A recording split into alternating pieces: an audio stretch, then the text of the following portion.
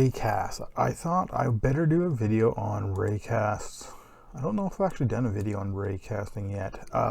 Raycasts are right up there with arrays for how important they are. They do so much. They are one of the best tools to get information. So I figure we better cover that. So I wanted to do a little bit on that. So I have a sphere here, and a raycast you can think of as I'm going to use Raycast 2. It's the same thing as Raycast 1. It just has the no-hit event. You can literally think of it as a laser. Arm the laser! Shooting, but at the same time, don't think of it trapped in time. The distance it travels is instantaneous in that frame. So this is a Raycast action, and I'm going to go from the sphere. Now, clicking on the sphere, I can see its forward is this direction. It's aiming at the cube. That's important. So I'm going to Raycast from the owner, all right, or I can use positions. I need a direction to which we want to raycast to, right? And just like a position, we have a vector 3, but I just want to go Z1. I can go Z5. It's not going to hurt nothing. That's fine. But that's your forward, right? X left and right, Y up and down, and you can do combinations of these, you know.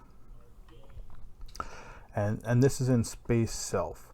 So whichever my forward facing direction is of this sphere, that's where we're going to shoot. And we have a distance. I'm not going to bother with the hit event, but we will say stored. So we're just going to more or less fire a ray, and I'm going to turn debugging on so that you can see this. Right, and I hit play just like that. Like, I'm not really adding anything else. I'm just telling it to go forward, distance of 100. I'll come out of maximum play so we can actually see the debug. And you can see we're firing a ray straight from us at a distance to 100. Hit an object is true. We should store the hit object. So that's what I actually meant to do.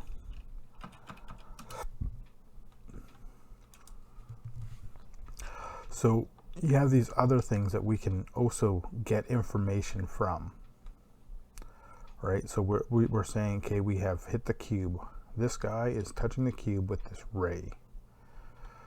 So you can also do the hit point, which is just the position of the hit.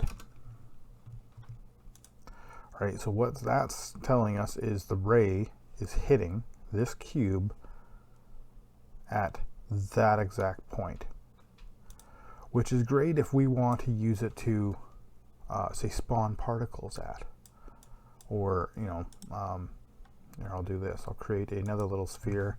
We'll just make it little. And I'm going to set position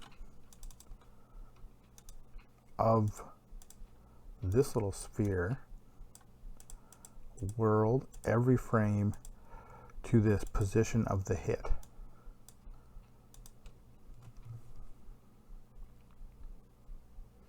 And now we can see that the sphere is going there, but it's coming back too. And you're probably thinking, like, well, why the hell? That's not. But you got to remember, is in this frame, the ray is going and it's hitting this thing, right? So it's getting that edge. So now it's going to set this to that edge, and then it's going to set this to that edge, and it's going to set this to that edge, and that's why it's moving. So this is where things like layer mask can come in. So I can turn around and be like, hey, this sphere, we're going to put it on a layer called zone. Doesn't matter what the layer is, but now I'm gonna tell this thing that we're going to use zone. That's what we're looking at. We don't care about anything else. We're looking at zone. But now I don't want to actually hit the sphere. I want to hit everything but the sphere. So I'm going to invert this mask. So I can hit everything on every other layer that has a collider, but I can't hit the zone, this sphere, right? So that sphere is sitting there. Because now the ray isn't hitting that sphere, it's hitting just the cube here. You can still see that sphere there. And if I move this thing, it doesn't matter. It's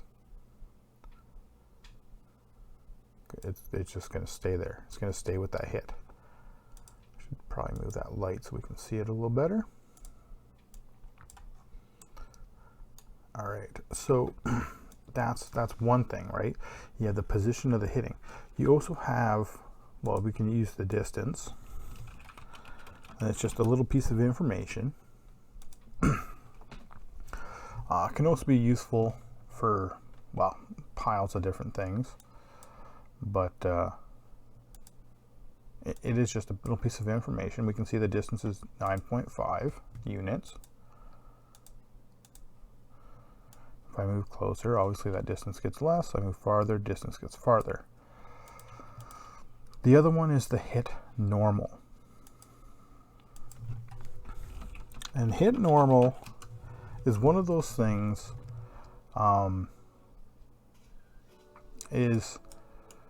it takes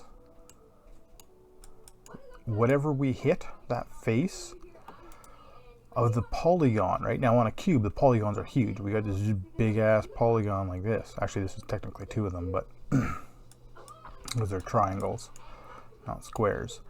And it takes its opposite direction. So it's what's called its normal. It's facing over here, right? This one's facing up here. Kind of idea. You know, this side's facing over here.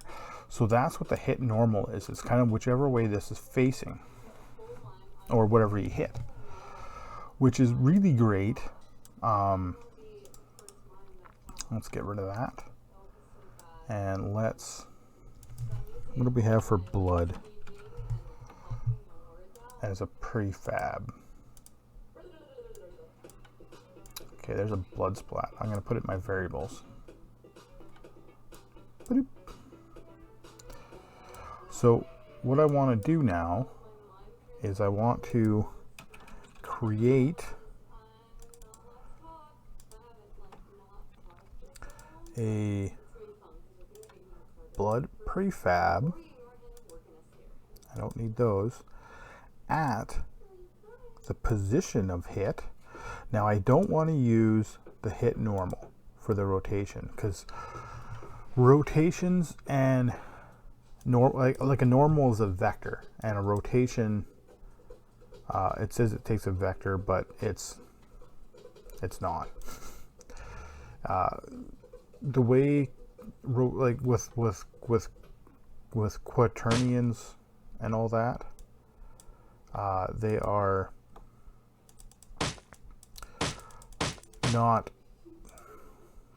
like they don't just transfer directly, I guess is what I'm trying to say. So the easiest way to do that is to use this thing called Euler look, or sorry, not Euler, quaternion look. So the direction we're looking is going to be that hit normal, and the result is the rotation. And that is the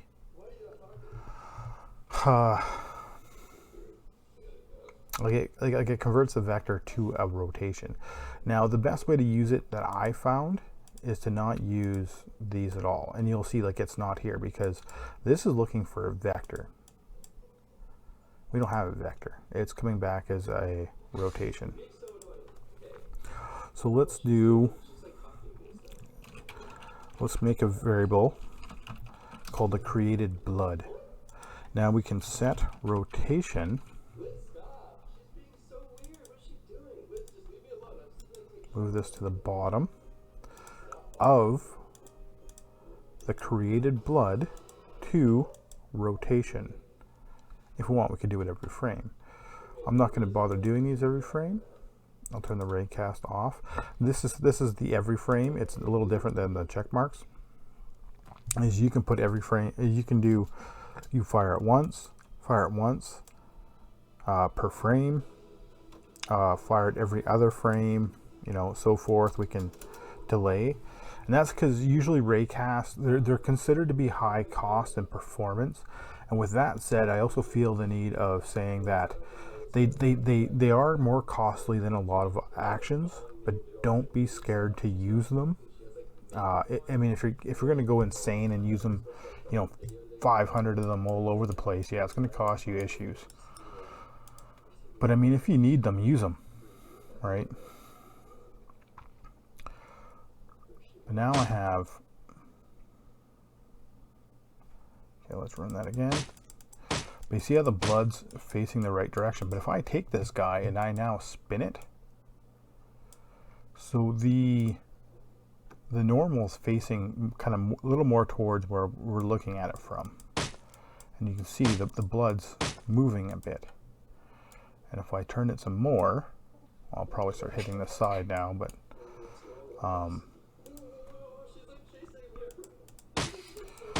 right, yeah, we're hitting that side. So now let's go this way a bit.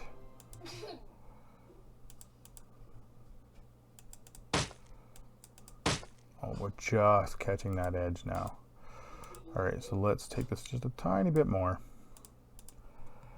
All right, but now we're hitting, and you see it's shooting almost right at us, right? So we're shooting from here, but it's going off to that side because it's using that normal. It's converting it, that normal into an actual rotation for us, and then we're using the rotation on whatever we create here. So we have this nice effect. But those are rays. Now, with that said, that's a normal ray. Okay, that's just a standard raycast. There are different types of raycasts. Like, for example, there's a raycast all. Uh-oh, now we're getting crazy all of a sudden. Because now what do we have?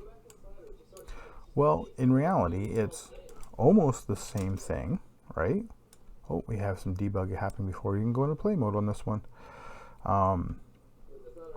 Again, we can use masks.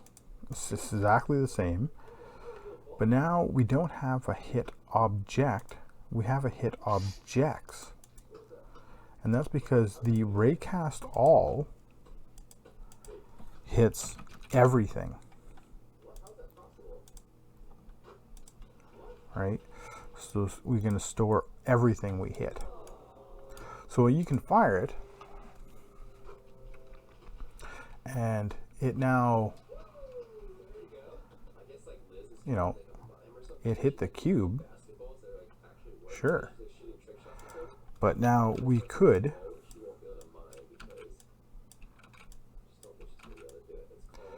have all the cubes, and it will go right through them, where the regular raycast won't.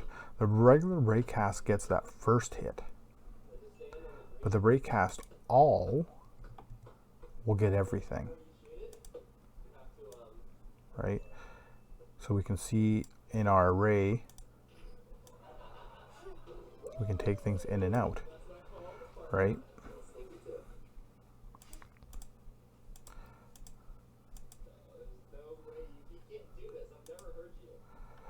So there is, that's kind of the difference there is now. So you can fire array and you can go through that list now and try to see if there's anything there that, I don't know, filter by tags. One of the other ones we can do, there's actually two of these. There's a sphere cast and a box cast. And a sphere cast, debug wise, it looks the same, right? Like again, we could one and space self. Let's store the hit object. Let's use it every frame, right? So I can see like it's literally doing the exact same thing as the sphere or as the normal raycast, right? Absolutely no difference. The one difference though is there's a little bit of thickness to this ray. So a regular raycast is that one, pretty much one itty bitty tiny unit pixel kind of idea on thickness. Like it has no thickness. A sphere cast is the same thing as a ray but with thickness. So if we up it, now the debug doesn't show it, but technically this ray would be like the bottom of it here, and the top of it would be up here. Like it's a big frickin' beam shooting now, right?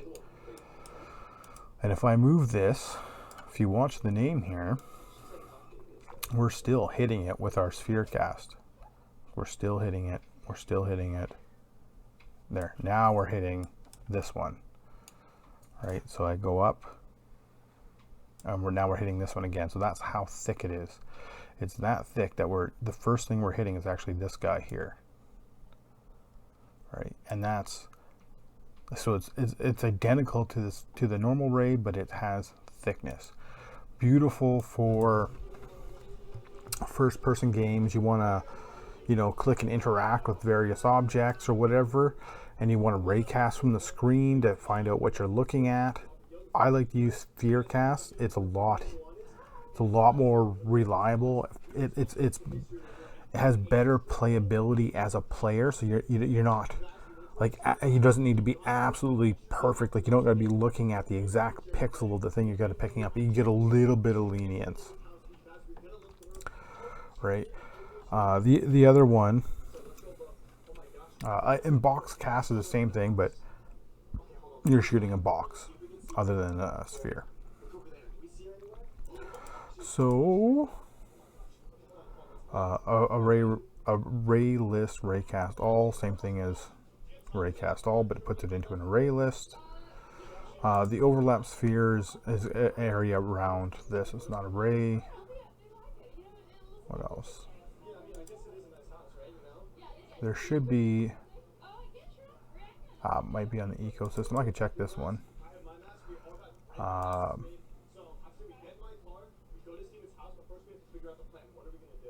No, it doesn't have it. Oh, but this one might have some better debugging, so we can check that.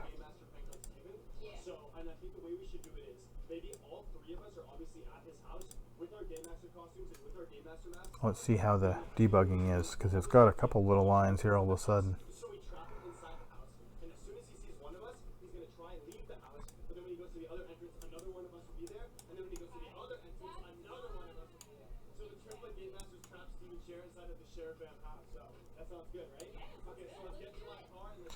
And it's,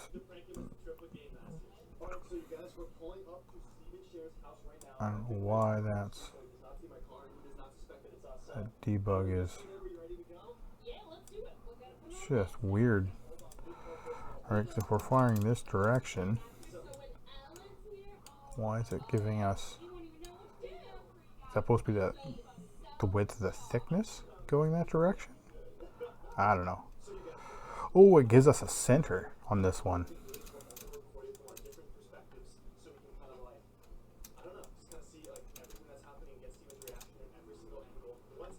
Oh, okay, or not. I don't, trigger interaction. I don't know. Whatever. But anyways, what I was going to look at is there's like, we have that raycast all where we hit everything. There's another one called sphere cast all where we can hit everything, but we're using a sphere cast. But those are rays. And I know that doesn't seem like much, but these things, when you start thinking about how you could use these things, getting that information, they are insanely useful, right? Like you fire a ray, and usually you don't use these things every frame. Usually you just fire them once. If you use them for ground checking, every frame is fine. Don't worry about that. I use like 3 or 4 of them for ground checking. But if it's just, you know, like you're shooting a gun, a laser, we get our hit point and stuff like this. We give it a direction, maybe give it some offsets or whatever. But we're using this to see this is our hit object. This is what we hit. This is what we damage. This is where we're going to spawn our particles. This is the the direction where particles face.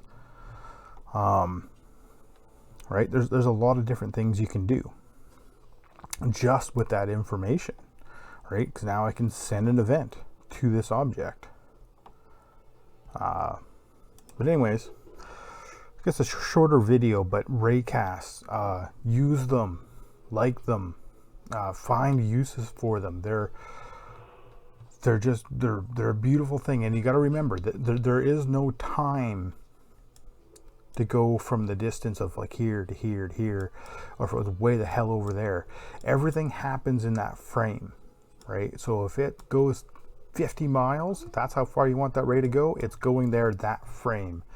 Don't think about traveling distance and trying to line that up with code timing and stuff. It doesn't work that way. You fire a frame, or you fire that ray, it's going, it's instantaneous. So it's kind of like firing a laser beam, but time freezes at the same time. Would be the best explanation for you. Catch you in the next video.